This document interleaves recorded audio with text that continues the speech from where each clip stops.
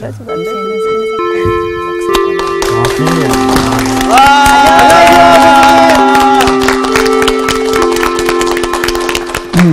잘 지냈죠? 네. 왼손잡이 있어요? 혹시? 아니요. 제 딸이 왼손잡이입니다. 아, 그래요? 네. 그 왼손 쓰지 말라고 한 적 없어요? 많이 있죠. 왜냐면 글씨 쓸 때 왼손을 쓰면 이렇게 다 묻잖아요. 아, 그렇구나. 네, 쓰면서 묻히거든요. 그래서 오른손으로 쓰라고 하는데 끝까지 왼손으로 씁니다. 안 되더라고요. 왼손잡이네. 네. 그러니까. 옛날부터 아이들이 왼손으로 뭐 쓰면은 어른들이 그러지 말라고 오른손으로 하라고 자꾸 그랬잖아요. 그러니까 이제 외다라고 하는 것은 그릇됐다는 뜻이고 우리말로도 오른편은 옳다라고 하는 말과 관련되니까 그 속에 선악의 가치 판단이 이미 들어있잖아요. 왼손 오른손하고 얘기할 때. 그래서 이제 왼쪽 쓰지 말라고 얘기했던 건데 아주 오래전입니다마는 그 성공회 대학교 총장님이 김성수 총장님이었어요, 옛날에. 어느 날 그 학생들이 공부하는 방에 가봤더니 왼손잡이 학생이 글씨를 이렇게 쓰는데 너무 어렵게 이렇게 쓰고 있는 거예요. 왜냐면은 오른손잡이를 위해서 책상에 이렇게 돼 있는 거 있잖아. 의자가 앉게. 그러니까 이렇게 받치고 쓸 수 있게 돼 있는데 여기는 안 되잖아요. 그러니까 어려움을 겪는 걸 보고 즉시 학교에 왼손잡이용 의자를 15% 마련을 해서 교실마다 넣어드리도록.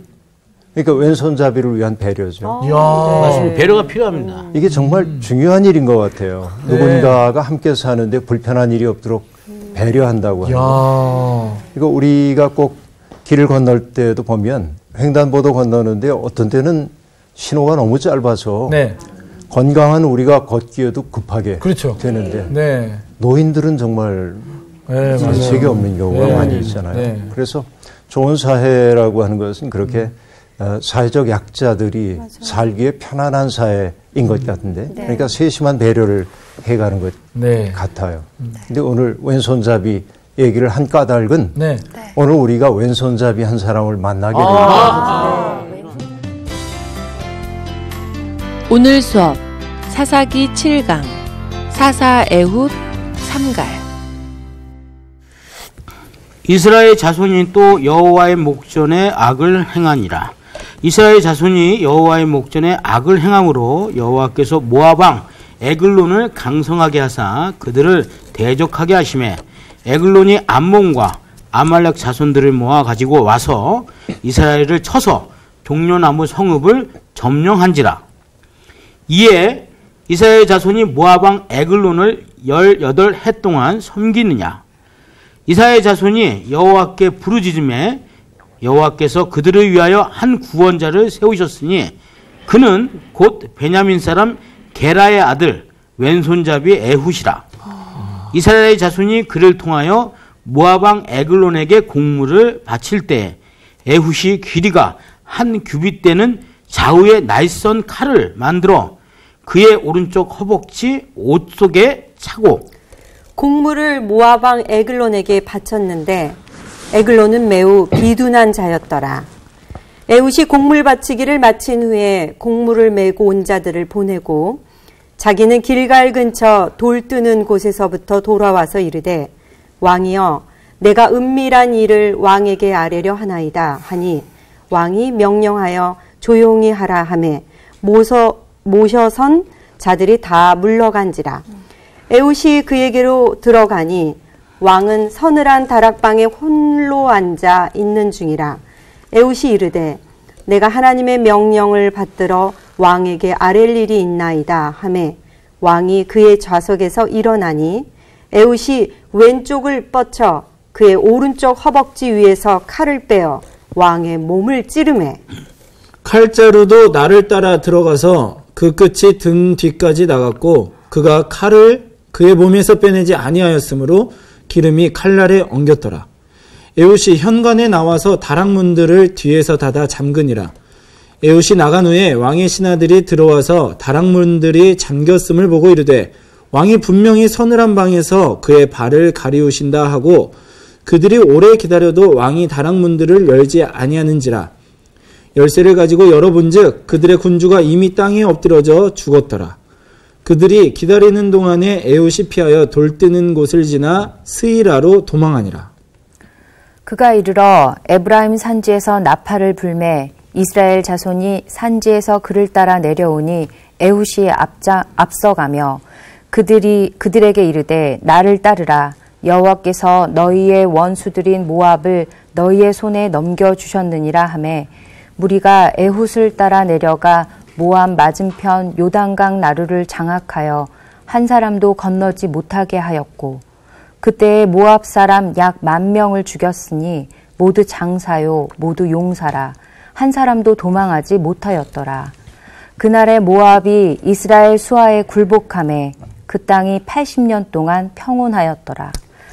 에훗 후에는 아낫의 아들 삼갈이 있어 소 모는 막대기로 블레셋 사람 600명을 죽였고 그도 이스라엘을 구원하였더라.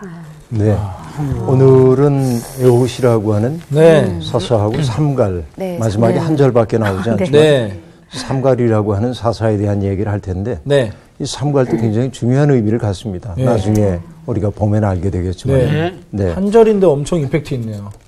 임팩트 있죠. 네, 오늘 우리가 공부하게 될 이 에훗 이야기는 굉장히 흥미로운 대목이기도 합니다. 사사기의 전형적 구조 여러분 기억나시죠? 백성들이 죄를 짓고 죄 지은 백성에 대해서 하나님이 심판을 수행하고 대개는 어떻게 했죠? 이민족들을 통해서 그들을 징계를 하시죠. 그러면 부러지죠. 힘들기 때문에. 근데 그것이 살려주세요지. 그런데 그게 참회와 동반한 부르짖음일 때도 있지만 그렇지 않을 때도 있죠. 그러나 하나님께서는 그들의 부르짖음을 들으시고 사사를 보내서 그들을 구원해 주셨고 그럼 그 땅에 평화가 오고 근데 평화의 시기가 조금 지나고 나면 또다시 죄로 돌아가고 악순환이 반복되고 있는데 오늘 이 본문 말씀도 전형적인 그 구조 속에서 시작하고 있습니다. 이스라엘 자손이 또 여호와의 목전에 악을 행하니 그렇게 말하고 있습니다. 그렇죠. 반복되고 있어요. 이스라엘 자손이 여호와의 목전에 악을 행함으로 하나님께서 여호와가 모압 왕 에글론을 강성하게 하셔서 그들을 대적하게 하셨다. 이렇게 얘기합니다. 자, 에글론이라는 인물이 여기에 등장하고 있죠. 그런데 이 에글론이라는 사람이 자기만 이 이스라엘을 치기 위해 온 것이 아니라 암몬과 아말렉 사람들과 연합군을 형성해 와서 이스라엘을 쳤다. 이렇게 얘기하고 있습니다. 이게 이제 간략한 보도이죠. 그러니까 에글론이라고 하는 이름이 여기에 등장하고 있는데 그 에글론이라는 이름의 뜻은 암소 혹은 송아지 이런 뜻으로 해석될 수 있는 히브리어와 비슷합니다. 그러니까 뭔가 의도적인 이름인 것을 알 수 있는데 그 암소 혹은 송아지를 뜻하는 히브리어의 어근은 둥글다 그런 뜻하고 관련인데요. 둥글다. 둥글둥글하다. 그럼 에글론의 몸매를 우리가 연상해 볼 수 있어요. 약간 둥실둥실. 정이 가는 캐릭터. 어디서 많이 가까이에 있는 것 같아요. 저희 가까이 있는 것 같습니다. 가까이 있어요. 네, 둥글둥글하고. 왜 우리가 전부 사무실을 둥글게. 네, 그렇게 그런 뜻이죠. 그러니까 유추해 보면 이 에글론이 비대한 몸집의 사람이었던 것으로 보입니다. 사실 보면 17절에 보면 나와 있죠. 얘기가 나오죠. 에글론은 매우 비둔한 자였다. 이렇게 얘기를 하고 있습니다. 어쨌든 이 비둔함이 뭐 많이 먹어서 비둔한 것일 수도 있고 체질일 수 있습니다. 체질일 수도 있고 그러나 그가 비둔한 자라고 얘기하는 것은 여러 가지 숨겨진 의미도 있다고 볼 수 있겠어요. 뭐냐면 남의 것을 가로채서 먹어치움으로 뚱뚱해져. 그러니까 그가 가지고 있는 어떻게 보면 타자 배제적인 삶의 방식들 그런 것들을 넌지시 이 이름 속에 담아놓고 있는 것으로 볼 수도 있겠습니다. 그렇죠. 흥미로운 대목이에요. 이 대목이. 약간 지략도 없고 약간 좀 둔한 사람. 둔해 보이고. 살짝 그 별명 비슷하게 봐야 되는 건가요? 그렇게 봐야 할 것 같아요. 그런데 그가 와가지고 이제 아까 얘기한 대로 여기 암몬 아말렉 자손들을 모아가지고 와서 네. 이스라엘을 쳤고 네. 그리고 종려나무 성읍을 점령했다고 말하죠. 네. 종려나무 이게 사실 대추야자인데 네. 여러분 예수님이 들어오실 때 종려나무까지 흔들었다고 얘기하죠. 예. 대추야자인데 대추야자가 아주 열리면은 노랗게 익어가는 그 모습이 장관입니다. 장관인데요. 이 종려나무는 유대인들에게 굉장히 중요한 의미를 갖고 있어요. 네. 왜냐하면 척박한 땅에 잘 자라. 척박한 땅에 아주 잘 자라는 것이고요. 네. 그리고 그 척박한 곳에 자라면서도 높이 올라가고 그래서 건축을 할 때도 사용하고 또 집을 수리할 때도 사용하고 그래서 아주 유용한 나무이기 때문에 종려나무는 사람들에게 아주 강건함, 삶의 역경 속에서도 강건하게 살아가는 그러한 삶을 우리에게 연상시켜주고 있어요. 그래서 종려나무라고 하는 것은 대개 이제 이 종려나무 성읍이라고 하는 것은 어디를 뜻하냐면 여리고를 뜻하는데 예루살렘의 북동쪽에 있는 도시이거든요. 아주 오래된 도시이죠. 해발로 따지면 한 마이너스 200m쯤에 위치해 있다고 합니다. 그래서 그것이 상당히 온화해요. 기온이 온화한 지역입니다. 그러니까 예루살렘이나 이런 곳은 해발 800m 가까이 되기 때문에 선선하죠. 그러니까 추위에 약한 사람들이 휴양지로 가고 싶은 것이 그 여리고 같은 도시라고 볼 수 있어요. 그래서 그곳에는 헤롯 대왕의 겨울 궁전이 그곳에 있기도 했습니다. 또 수량이 풍부한 물들이 흘러나왔고 오아시스 지대이기도 했던 거죠. 그래서 거기에는 전설이 아주 많습니다. 엘리사가 쓴물을 단물로 바꿨다든지 이게 이제 그것과 관련된 것이고 그 다음에 신약에서 보자고 한다면 유명한 사람 하나가 여리고 사람이 있어요. 유명한 사람이? 키 작은 사람인데 사교 이야기가 여리고를 중심으로 그렇게 그렇구나. 이루어지고 있음을 알 수 있습니다. 그러니까 그럼 사교가 올라갔던 혹시 나무가 그 종려나무? 뽕나무. 뽕나무라고. 뽕나무. 얘기하죠. 네, 종려나무 올라가면 어떻겠어? 그렇습니다. 그죠? 어떤 나무 올라가면 어떻겠어? 그 나무가 아닌 게. 근데 여하튼 그렇게 좋은 조건의 곳이기 때문에 옛날부터 우리가 여리고 성은 출애굽 공동체가 처음으로 무너뜨린 성이기도 하고 굉장히 중요하죠. 그러니까 그렇게 기후 조건이 좋고 살기에 좋다고 한다면 그 땅이 전쟁의 땅일 가능성이 대단히 많이 있습니다. 좋은 곳을 차지하고 싶어 합니다. 그런데 그것을 빼앗긴 거예요. 에글론에게. 그래서 뭐라고 얘기를 지금 하고 있냐면 이스라엘 자손이 모압 왕 에글론을 18해 동안 섬기니라. 그렇죠. 이렇게 이제 되어 있습니다. 그런데 15절 백성들이 이제 부르짖음이 시작이 되는 거예요. 여호와께 부르짖자 여호와께서 그들을 위하여 한 구원자를 세우셨어. 자, 전형적 구조입니다. 그의 이름이 뭐죠? 베냐민 사람 게라의 아들 왼손잡이 에훗이라 이렇게 얘기하고 있습니다. 베냐민 지파는 굉장히 재밌는 대목이 여기에 있습니다. 베냐민이라는 사람은 누구의 아들이죠? 야곱의 아들. 야곱의 아들이죠. 요셉의 동생이고 야곱의 아들이죠. 그렇죠. 마지막 아들입니다. 그런데 라헬이 이 베냐민을 낳다가 길에서 세상을 떠나죠. 그래서 태어난 그 아들을 바라보면서 엄마가 시르에 차서 베노니 내 슬픔의 아들 그렇게 이름을 짓죠. 근데 그 이름이 불길하게 느껴져요. 슬픔의 아들이. 그래서 뭐라고 했냐면 아버지가 이름을 바꿔요. 베냐민. 그렇죠. 베냐민이라는 이름으로 이렇게 바꿉니다. 베냐민. 그 뭐냐면 오른손의 아들. 그런 뜻이에요. 자, 여기 보니까 오른손의 아들?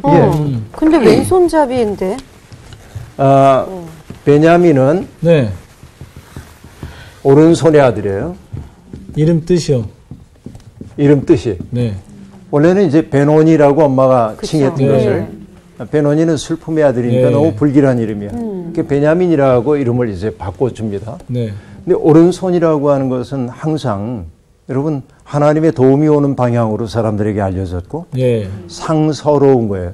상스러운 게 아니라 그래서 굉장히 상스러운 방향이라고 사람들에게 알려져 있어요. 그러니까 그 아들을 사랑하고 있는 아버지의 마음이 담긴 거죠. 네. 언제든 누군가의 도움을 받고 하나님의 돌보심을 받았으면 좋겠다 하고 얘기합니다. 그래서 베냐민 지파 네. 그리고 거기에 뭐라고 썼냐면은 왼손잡이. 왼손잡이. 에훗. 엄청 문제였나? 뭔가 이제 이렇게 대조가 되고 있죠. 네. 흥미롭게. 네. 아까도 얘기한 대로 왼손이라는 것은 사람들이 불길하게 생각했어요. 네. 지금은 그럴 이유가 하나도 없습니다. 그렇죠. 오히려 창의적인 사람들이 왼손잡이인 경우가 많대죠. 어쨌든 이 대조가 재밌죠. 베냐민이라고 한 그 이름과 에훗이라는 이름이 여기에 대조되고 있음을 뭔가 사연이 알 수 있습니다. 자, 여기 왼손잡이라고 얘기했는데 이 말은 원어로 얘기하자면 왼손잡이는 아니야. 뭐라고 얘기하냐면 오른손을 잘 못 쓰는 혹은 오른손을 묶인 그런 뜻입니다. 네. 그러니까 뭔가 그러면 억지로 장애가 있는 건가요? 아니 글쎄. 억지로 뭔가 이렇게 오른손을 못 쓰게 했다잖아요. 그렇다면 뭔가 물리적으로 뭔가 행해졌던 거 아니에요? 와, 눈치 굉장히 빨라요. 김눈치. 전쟁에서 보통 오른손을 자르거든. 아니 왜 우리가 일제 침략 받았을 때 우리나라 한글 쓰지 못하게 하고 일본어만 쓰게 했던 것처럼 어떤 침략을 받아가지고 받으니까 너희는 뭐 오른손을 쓰지 마, 왼손만 써. 뭐 어떤 그런 것도 받을 수 있죠. 이게 이제 전설이긴 합니다만 베냐민 지파에서는 오른손을 묶어놓고 왼손만 쓸 수 있는 그 뭐랄까 무사들을 많이 만들었다고 그럽니다. 이게 전설입니다. 이게 고대교 전설 가운데 그런 얘기가 나와요. 그러니까 에훗도 거기에서 양성된 그런 뭐 무사일 수도 있어요. 와, 특공대네. 그러나 여러분 꼭 그거라고만 생각할 이유는 없고 어떻게 보면 오른손을 묶인 혹은 오른손을 쓰지 못하는 하는 것은 아까 우리가 처음 상상했던 것처럼 약간 장애가 있어 보이는 오른손을 쓸 수 없는 이런 경우도 우리들이 예를 들 수 있겠죠. 옛날에 권투 선수 가운데 홍수환이라는 분이 있었습니다. 지금도 유명한 해설자인데요. 그분은 오른손잡이에요. 오른손잡이. 그런데 왼손에 권투 선수 초기에 권투를 하다가 오른손을 다쳐요. 그래서 오른손잡이임에도 불구하고 왼손으로 주로 이제 힘을 써서 싸울 수밖에 없게 됐는데 그래서 왼손이 개발이 되니까 그러니까 그렇죠. 아주 강력한 펀치를 갖게 됐어요. 그러니까 자기가 오히려 오른손을 다치지 않았더라면 어땠을까 상상을 해본다는 거죠. 그러니까 악조건을 좋은 조건으로 바꿔낸 거라고. 위기를 기회로 바꿨네요, 정말. 이게 중요한 것 같아요. 에훗이라고 하는 사람도 오른손을 묶은 채 훈련을 받았던 무사이든지 아니면은 어떤 장애가 있어서 쓰지 못하게 되었든지 간에 왼손잡이 에훗이라고 하는 것은 상당히 상징적인 의미를 갖고 있어요.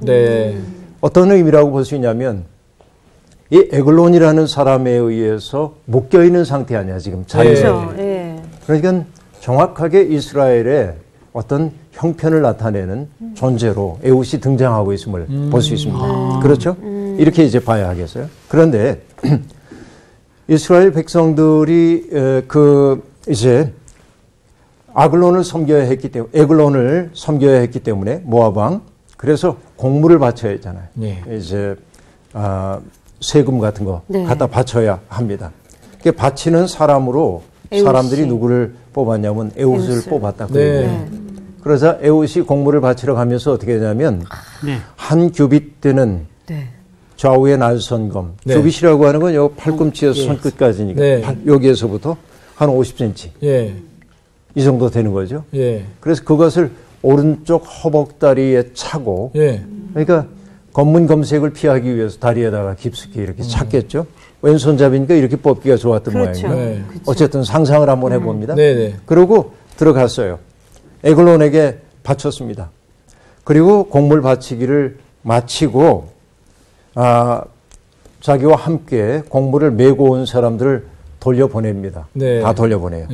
그 다음에 19절 보니까 자기는 길갈 근처 돌 뜨는 곳에서 돌아왔다. 이렇게 말하죠. 네네. 길갈 근처. 여기 또 재밌는 게 있어요. 길갈. 돌 뜨는 곳. 돌 뜨는 곳. 돌을 뜬다라고 하는 건 뭐죠? 채석장이라고 볼 수 있죠. 채석장처럼 보이지만 이것은 뭐냐면은 우상을 만드는 곳입니다. 우상 만드는 곳이에요. 근데 그 우상이 어떤 우상이냐면은 돌? 에글론? 그모스라고 하는 돌. 그모스라고 하는 에돔, 그러니까 이 금방 얘기했던 에돔의 에돔이 아니고 모압의 그 신입니다. 그모스라는 게 전쟁의 신이에요. 그래서 이 그모스라고 하는 신은 전쟁의 신이기 때문에 언제나 전쟁의 승리를 바라는 사람들이 그모스 신 앞에 뭘 갖다 바쳤냐면 어린아이를 희생제물로 바치곤 했던 거예요. 그렇죠.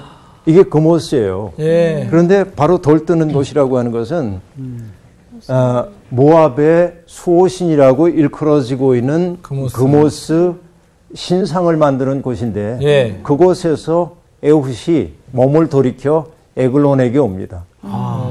재미나는 게 뭐냐면 그모스의 가호를 받는 것으로 알려져 있는 에글론의 운명이 그곳에서부터 결정되는 거죠. 돌 뜨는 곳에서부터 끝나는 거죠. 돌아옵니다. 그곳으로. 그렇게 해가지고 어떻게 했다고 얘기하냐면 왕에게 가가지고 내가 특별한 메시지가 있습니다. 하나님께로부터 받은. 그러자 왕은 특별한 선물이 자기에게 주어질 거라는 기대 때문에 그를 맞아 드립니다. 그리고 왕이 자기 주위에 있던 사람들을 다 물리칩니다. 왜냐하면 뇌물은 은밀하게 받아야 되거든요. 그렇죠. 그러니까 다 이제 물러나게. 그래서 했습니다. 다 물러갔구나.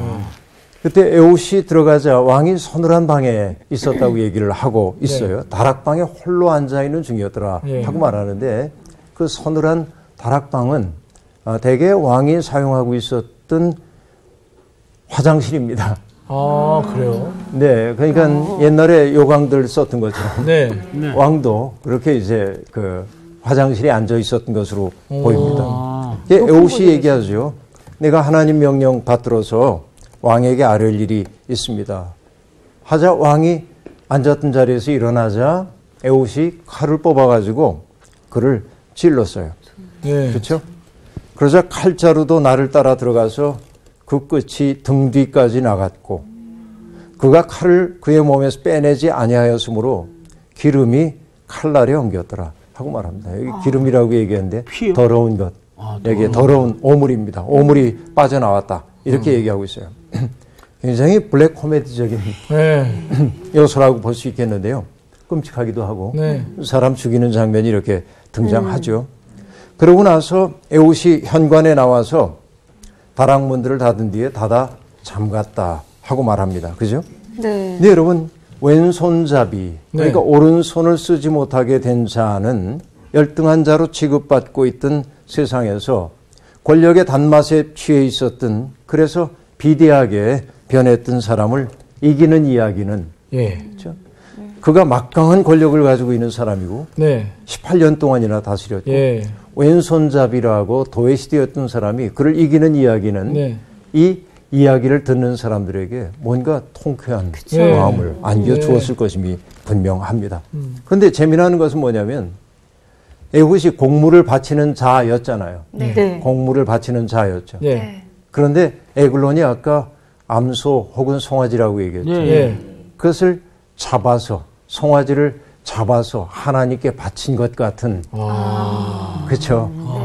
이런 이야기 속에 그런 구조들이 담겨 있는 것을 우리들이 볼 수 있습니다. 굉장히 흥미로운 대목이죠. 이 대목이.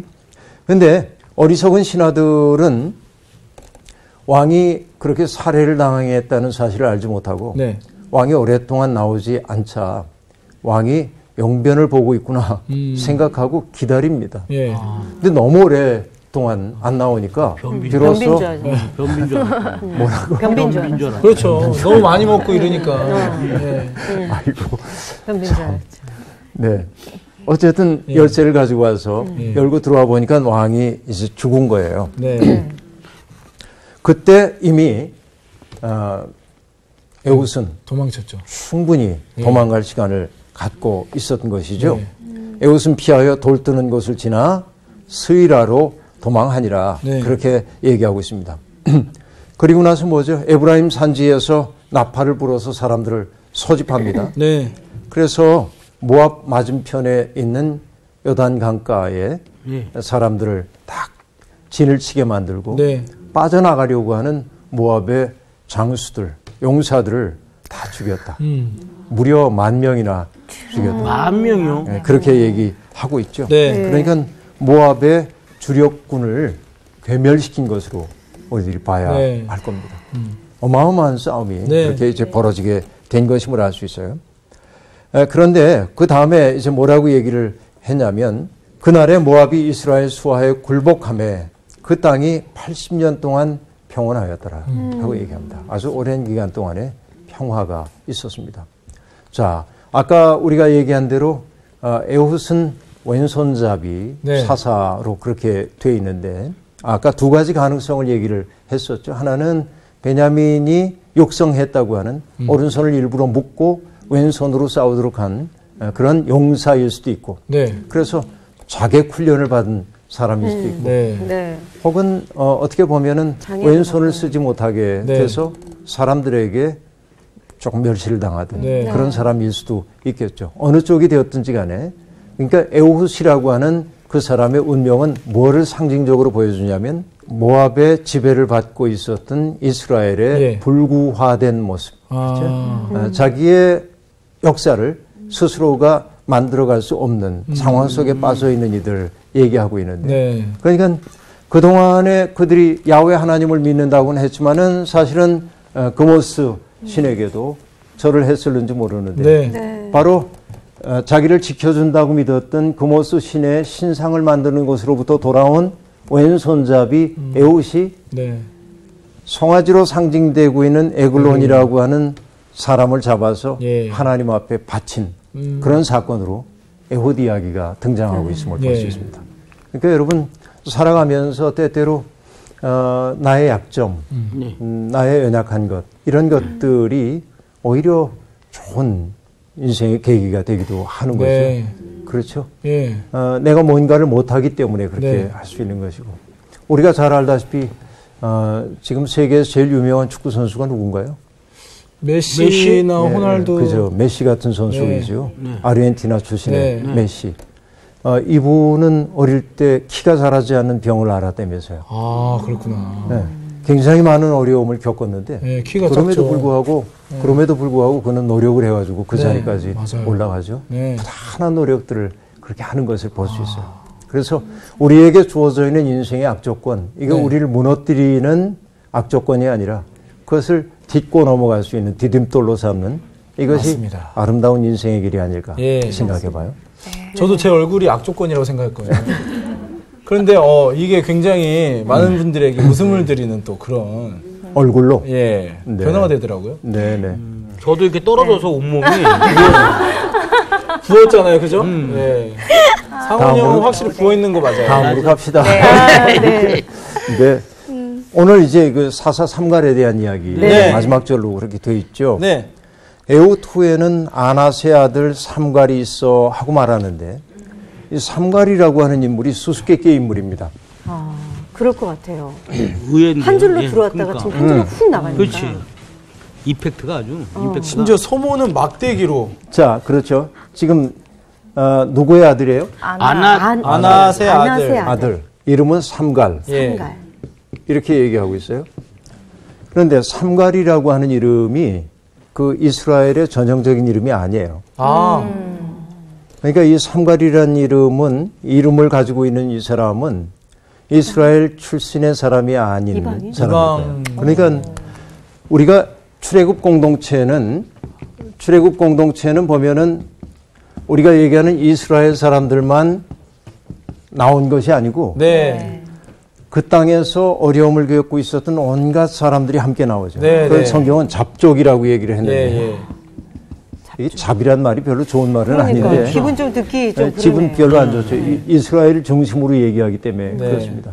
마치 중국이 자기는 가운데 중자 써서 예. 중앙의 나라. 중화사상. 그 다음에는 이제 중화사상을 가지고서는 뭐 북적. 네. 북쪽에는 오랑캐 적자입니다. 네네. 그 다음에 동이 오랑캐 이자입니다. 네. 그 다음에 남만 오랑캐 만자입니다. 서융 오랑캐 융자입니다. 어머 오랑캐야. 그래 우리 오랑캐야. 이게 뭘 중심으로 보느냐에 따라서 다른데. 네. 근데 이게 뭐 수다한 잡족들이 함께 나왔다 하고 얘기해. 근데 잡족이라고 일컬어지고 있는 이 사람들 다 합쳐서 우리는 히브리라고 얘기할 수 있어요. 네. 왜냐하면 히브리라고 하는 것은 민족의 이름보다는 계층의 이름이기 때문에 그렇습니다. 그러니까 한 피라미드 세계 속에서 가장 하위 계층에 있었던 사람들을 일컫는 말이거든요. 그러니까 이들이 함께 나온 거예요. 네. 새로운 자유를 찾아서. 그러니까 삼갈이라고 하는 사람도 그 가운데 하나로 보입니다. 여기에 속한 사람으로 보입니다. 근데 또 다른 재미나는 것이 있습니다. 아낫이라고 하는 이름. 아낫의 아들 그러잖아요. 여신의 이름이에요. 여신이에요, 아낫이. 아, 그래요? 거기 아낫이 여신이야? 아스타로다. 아스타롯. 지난 시간에 공부했던 아스타롯의 다른 이름입니다. 아낫이. 아스타롯의 다른 이름이에요. 아낫. 어머. 그러니까 아까 우리가 이제 에오훗의 경우에도 그모스 신과 관련된 것들을 봤죠. 송아지, 동물로 바치는 거 이렇게 얘기했는데 아낫의 아들 삼갈하고 얘기하면 아스타롯을 섬기는 사람일 수도 있습니다. 그죠? 아스타롯을 섬기는 사람일 수 있어요. 그런데 여기 굉장히 재미난 대목이 등장합니다. 아낫의 아들 삼갈이 뭐로 블레셋 사람을 죽였어요? 소모는 막대기. 소모는 막대기로. 네. 의미가 있네. 여기 소가 또 나옵니다. 에글론인가요? 에글론. 이때는 뭐냐면 가나안 사람들이 주로 섬겼던 신이 바알 신이죠. 바알 신이 황소의 모양으로 형상화됩니다. 그러니까 대박. 바알 신과 관련이 되는 거죠, 이게. 그러니까 소모는 막대기. 그러니까 이게 풍자가 들어있어요. 그렇죠? 아낫의 아들. 풍자가. 자, 바알과 아스타롯이 부부잖아요. 그러니까 아낫의 아들이 소를 모는 막대기를 가지고 그러니까 이 그 바알 신으로 얘기되고 있는 그 막대기를 가지고 뭐냐면 블레셋 사람 바알을 섬기는 블레셋 사람 600명을 죽였다 하고 얘기하고 있습니다. 그러니까 이게 놀라운 이야기, 풍자가 그 속에 담겨 있는 것을 알 수 있습니다. 그렇죠. 그래서 하나님께 중요한 것은 어떤 혈통이나 민족 이런 것들이 중요하지 않아요. 그렇죠. 하나님께 중요한 것은 하나님의 공의라고 하는 가치가 여기에서도 얘기한 것처럼 삼갈이 전형적인 이스라엘 이름이 아니라고 해도 하나님이 중요하게 여기는 것은 민족이나 혈통이 아니라 공의. 혈통 아니라 하나님의 공의. 뭐가 중요해요? 하나님의 공의. 하나님의 공의. 하나님의 공의가 어떻게 시행되느냐 하는 것이 가장 중요하고 그 공의를 시행하기 위해 당신의 백성들을 사용하신다라는 사실을 이 얘기는 우리에게 보여주고 있는 것이죠. 그런데 이 블레셋 사람들을 물리쳤다고 얘기를 하고 있는데 이 블레셋은 여러분 어떻게 보면 철기 문명을 가지고 있는 아주 강력한 사람들입니다. 지중해 해안가에 있는 철기 문명을 가지고 있었어요.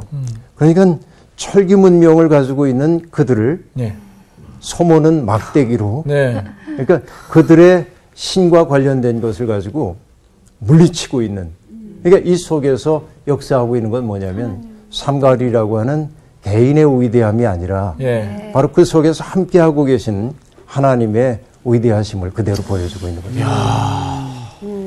그러니까 오늘 에훗 이야기나 삼갈 이야기나 숨겨져 있는 코드가 상당히 많이 있다는 사실을 알게 되었죠. 그러니까 이 삼갈 얘기는 단 한 절밖에 나와 있지 않지만 이렇게 강렬한 진짜 어마어마한데요. 너무 강렬하네. 그러니까 여러분 우리가 이스라엘 백성들이 애굽에서 탈출해 나올 때 10번의 재앙 이야기들이 있잖아요. 그것은 자연 재앙처럼도 보이지만 이스라엘 사람들, 그 애굽 사람들이 섬기던 신들에 대한 심판이거든요. 그렇죠. 그러니까 신들에 대한 심판 이야기가 똑같이 이 사사기에도 숨겨져 있긴 하지만 이렇게 등장하고 있음을 알 수 있습니다. 그러니까 마치 신약 성서에서 보자고 한다면 요한계시록 같은 경우에도 그 로마 제국이 가지고 있는 상징 구조에 대해서 또 하나님의 나라를 바라보고 있는 사람들의 상징 구조가 싸우고 있는 신화와 신화 사이의 싸움인 것처럼 오늘 이 이야기 속에 그러니까 에훗과 삼갈이라는 사람들의 서사 구조 속에 이미 신들과의 싸움이 아주 멋지게 담겨 있다는 사실을 알 수 있죠. 정규 씨가 오늘 많이 놀라고 삼갈이 엄청나게 진짜 장난 아닌데요? 장난이 아니에요. 장난 아니에요 지금. 오늘 어쨌든 종려나무 성읍이라고 하는 여리고라고 하는 그 성읍이 어떻게 이제 어려움을 당했는지 그러나 그 성읍을 구원하기 위해서 어떤 사람들이 일어났는지 봤죠. 살아가면서 에훗처럼 우리의 삶이 오른손이 묶인 것처럼 살다 보면 여러분 내 인생에 오른손이 묶인 것처럼 생각될 때가 많이 있습니다. 어떨 때일까요? 질병의 고통이 찾아온다든지 누군가로부터 배신의 경험을 한다든지 가족 가운데 누군가가 어려움을 겪는다든지 이게 전부 내 오른손 내가 할 수 있는 가능성의 문이 닫힌 것처럼 여겨질 때가 많이 있죠. 그러나 그런 악조건 속에서 더 나은 삶을 지향해 갈 줄 아는 거 이런 것들이 진정한 지혜의 모습이라고 볼 수 있겠습니다. 용기를 내야 되겠죠. 그 다음에 이제 이 삼갈 이야기에서도 봤듯이 우리는 순수함, 민족적 순수함만을 얘기하고 있지만 그래서 우리는 대한민국을 위해 기도하기도 하죠. 그러나 신앙은 민족주의에 갇혀 있으면 안 됩니다. 신앙이라고 하는 것은 뭐죠? 하나님의 더 큰 공의. 그래서 여러분 어느 선생님은 얘기했어요. 신앙에는 조국이 없지만 신앙에는 조국이 있어요. 그래서 언제나 내가 신앙에는 조국이 있어. 내 나라를 위해서 기도해야 하는 것은 분명하지만 그럼에도 불구하고 민족주의의 한계, 혈통의 한계, 내 민족의 한계 속에만 갇혀 있으면 그건 진정한 신앙이라고 얘기했어요. 우리에게는 그거보다 더 높은 하나님의 공의라고 하는 기준이 있는 것이죠. 이 공의에 동참하고 있는 사람들은 모두 하나님이 쓰신다 그 얘기죠. 삼갈은 이스라엘에게 속한 사람이 아니었는지 모르지만 하나님은 그를 쓰셔서 당신의 공의를 이루어내셨다. 우리에게 주어져 있는 삶의 내용이 어떠하든지 간에 하나님의 공의를 향해 살아가게 될 때 우리는 하나님의 쓰임받는 도구가 되리라고 생각합니다. 오늘 수업 마칠게요. 고맙습니다. 감사합니다. 야, 참 진짜. 하나님이 우리는 되게 막 지역주의, 막 민족주의, 혈통주의, 그다음에 뭐 어디 출신 막 이러잖아요. 이런 걸로 정말 팽배해 있는 사회 속에 살고 있는데 이런 어떤 사사를 전혀 우리 이스라엘 민족이라고 생각하지 않는 사람 속에서 그 히브리인 속에서 택하셨다는 그 자체가 역시 하나님 짱이에요. 진짜 나 오늘 나 진짜 한순간도 놓치고 싶지 않아요. 삼갈이든 에훗이든 결국은 그 나라에서 정말 천지받던 그런 사람을 하나님께서 들어 쓰신다. 그게 우리가 될 수 있다라. 맞아요. 우리도 하나님이 들어 쓰시면 얼마든지 할 수 있다라. 지금 들어 쓰고 계시잖아요. 그럼요. 그리고 점점 이 자리가 의자가 점점 내려가고 있어요. 점점 겸손하게 사람을 만들어요. 그럼요. 정말 훌륭한 자리입니다. 겸손해야 됩니다. 오늘 진짜 이렇게 배운 거를 가지고 또 나갈까요? 삶으로 나가야죠. 알았어. 어디로 갈까요? 오늘 이번에 저쪽으로 한번 가볼까요? 이쪽으로요. 하나, 둘, 셋, 갑시다. 저쪽. 이번 주 퀴즈입니다. 다음 중 전쟁 영웅인 대사사는 누구일까요? 1번 삼갈, 2번 야일, 3번 입다. 정답을 아시는 분은 CBS 성사학당 홈페이지에 정답을 올려주시거나 우편으로 보내주시면 됩니다. 보내실 곳은 서울특별시 양천구 목동서로 159-1 CBS 성사학당 담당자 앞입니다. 연락처를 꼭 남겨주세요. 선정되신 분들에게는 하나님의 말씀을 전 세계에 보급하는 대한성서공회에서 성경, 송태근 선생님의 교회가 알고 싶다, 김기석 선생님의 아요, 끙끙 앓는 하나님, 성경 통독을 위한 최고의 자습서 성경 2.0 가운데 하나를 드립니다.